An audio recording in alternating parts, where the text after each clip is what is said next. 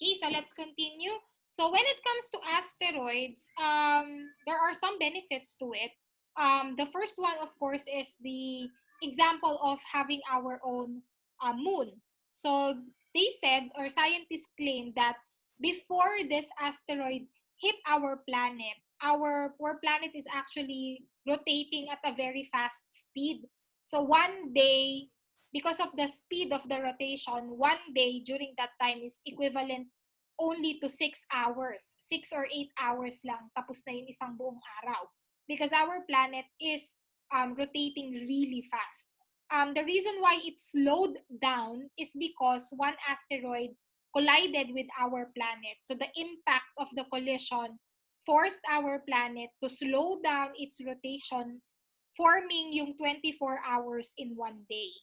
And other than that, the collision of this asteroid forced our planet to tilt to the side, medyo tilted siya to the side, around 23 degrees yung kanyang tilt. And the advantage of having a tilted axis is that the light coming from the sun hits our planet differently, which created yung four seasons. Most especially in other countries na na-experience nila yung four seasons. And the reason for that is because of the tilting of the axis of the Earth. And of course, we have our moon. And because we have our moon, our planet is more stable. The tides that is caused by the moon also helps in the movement of the water or our ocean currents. Okay, so meron namang mga positive or benefits itong asteroids for us. If it collided with Earth, another benefit is, of course, we are getting more iron or nickel or whatever material is found in that asteroid. And similar to the comets, of course, ang kanyang disadvantage is the possibility of a collision. And although you may think of them as rocks, these are rocks that are actually big, maybe 20 or 50 kilometers or more in terms of diameter. So malaki siya. And again, they are traveling really fast with really high velocity. So in the case that it collided with Earth, it will still be catastrophic. So similar doon sa extinction of the dinosaurs, it can cause so much death and destruction if eventually it will collide with our planet. That is why one of the tasks of many scientists who are observing our skies is to determine if merong possible collision with a comet or an asteroid. So if you watch the movie Armageddon, yun yung plot ng story ng Armageddon. Scientists found out na merong isang asteroid who is in a direct collision path with our planet, and they were only given I think a month or a little more than a month, something like that, to prepare for the collision. So one of the things that they did was they sent a group of people to destroy the asteroid. So their plan is mag-drill sila ng hole inside the asteroid, and then doon sa butas na madidrill nila, they will be magpapasok sila ng parang explosives doon, bombs, na sasabog, and it will split the asteroid in two, and then the impact of the explosion will cause the asteroid fragments to ano yun na lumayo doon sa ating Earth. So hindi siya mag-hit, or kung mag-hit man siya, at least smaller pieces na lang yung mag-hit sa Earth, so hindi na ganun kalaki yung kanyang destruction. So yun yung naging plot ng movie na Armageddon, if you have watched. So this is an old movie, si Bruce Willis pa nun. And yun yung kanilang naging problem, an asteroid collision. So there is always a possibility of that. You have to remember, we are not Mars, but we are just one step away from Mars. So these space rocks are just floating. So the possibility of one of them eventually crossing paths with Earth is really high. So we don't know what will happen in case it happens in the future. Okay? And then not just the moon, but there is actually one asteroid. It was so big, eventually it became a dwarf planet. So this is what we know as Ceres. So Ceres is originally an asteroid. Based on the materials that scientists gathered, it is an asteroid. And eventually it became a mini planet or a dwarf planet. Okay, so there's no life recorded on Ceres. It is smaller than our planet, pero still it's considered as a dwarf planet. So parang Pluto, 'di ba? Pluto before was a planet and then it's not a planet and then it became a dwarf planet. So hindi na nila alam kung anong category na Pluto. Hindi na rin ako updated kasi hindi sila makapag-decide kung ano ba talaga si Pluto. Okay? So, ayan. And now let's go to meteoroids, meteors, and meteorites. Ano nga ba ang pinagkaiba nitong tatlong salitang ito? So, meteoroids, by definition, is a small rocky body that travel through space. So, if it is on space, a piece of rock is just floating on space, then it is smaller than an asteroid. Then we call it as a meteoroid.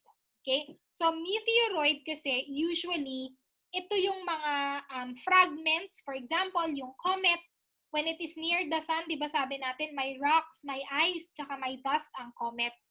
When it reaches the sun, the ice melts and hindi maiwasan that some parts of the comet, umaalis siya or nadidisintegrate siya when it is near the sun.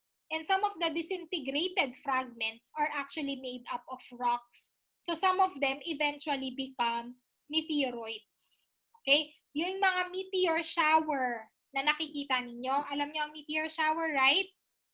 Yung parang maraming sabay-sabay na stars na nahuhulog or nalalaglag in our sun. Usually, meteoroids are experienced after a comet passes our planet. So yung mga tira-tirang meteoroids na yun, usually they are a small part of the comet that disintegrated when it got near the sun. Okay? So if it is a small rocky, if it is a small rock that is just floating on space, then we call it as meteoroids. Okay? When do we call it as a meteor? So the meteor is the bright streak that results from the meteoroid burning up in the atmosphere. And we call them as your shooting stars. So yung shooting stars na nakikita ninyo are not really stars. You have to remember, stars are very far and they are very big. The sun is a star. So can you imagine if the sun starts to fall, napakalaki nun. Okay? So what we call as shooting stars are actually meteoroids. Originally, they are on space and then eventually pumasok na sila sa Earth's atmosphere.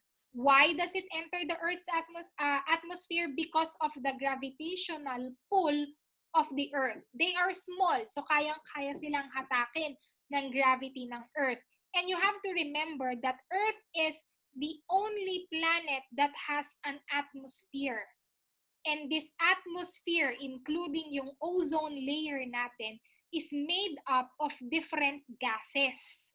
So if a meteoroid, a rock that is traveling really fast with high velocity, will enter our atmosphere, which is made up of different gases. Anong mangyayari kapag meron kang mataas na friction at saka gases? Anong mangyayari? Can anybody think? Benjamin, what do you think will happen?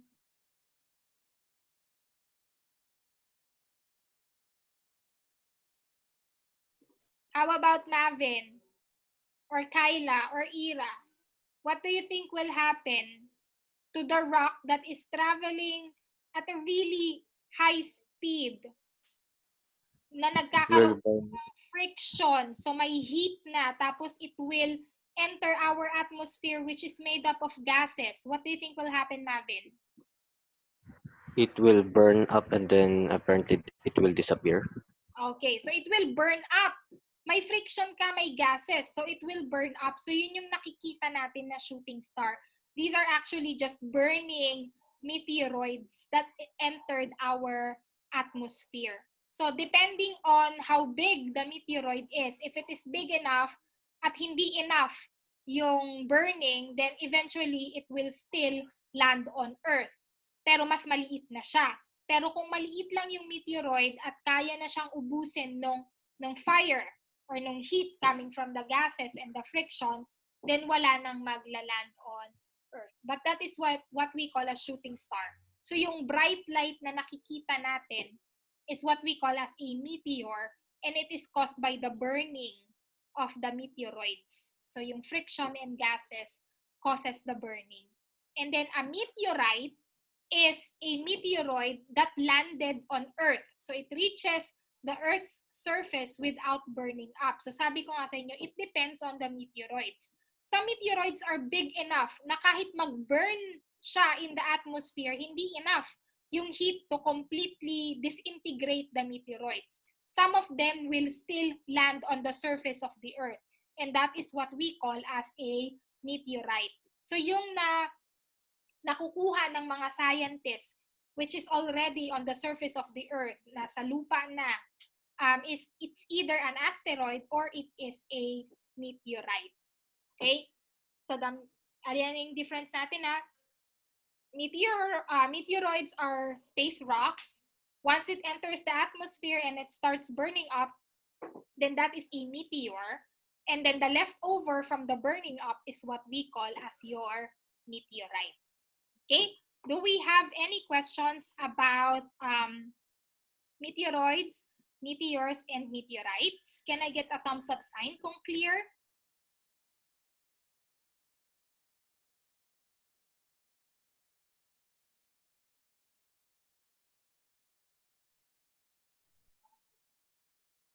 Okay.